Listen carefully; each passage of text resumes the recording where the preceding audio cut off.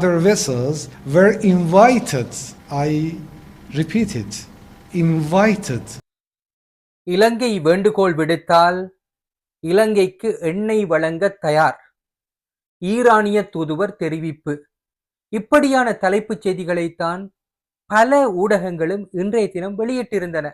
ஆனால் அங்கே கவனிக்கப்படாத முக்கியமான ஒரு விடயம் இருக்கின்றது.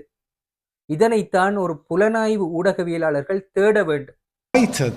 I repeat it. This vessel with two other vessels were invited. I repeat it. Invited by Sri Lankan side to come here.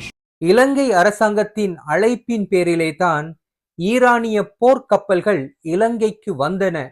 இந்த தகவலை இலங்கைக்கான ஈரானிய தூதுவர் வெளிப்படையாகவே அறிவித்திருக்கின்றார். இன்று கொழும்பிலே நடைபெற்ற ஒரு ஊடகவியலாளர் மாநாட்டிலே மூத்த ஊடகவியலாளர் ஷிகார் அனீஸ் இது தொடர்பாக ஒரு கேள்வியை எழுப்பிய போது ஈரானிய தூதுவர் வெளிப்படையாக பலமுறை கூறியிருக்கின்றார், இலங்கை அரசாங்கத்தின் அழைப்பின் பேரிலே தான் ஈரானிக்கு சொந்தமான 2 போர்க்கப்பல்கள் இங்கே வந்தன.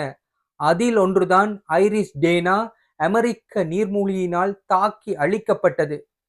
இந்த விடயம் மிகவும் கவனிக்கப்பட வேண்டியது. ஏனென்றால் இந்தியா தான் ஈரானுக்கு சொந்தமான போர்க்கப்பலை இஸ்ரேலிடம் காட்டிக் கொடுத்ததென்று இந்த தாக்குதல் இடம்பெற்ற வேளைகளிலே ஒரு கதை பரவி இருந்தது.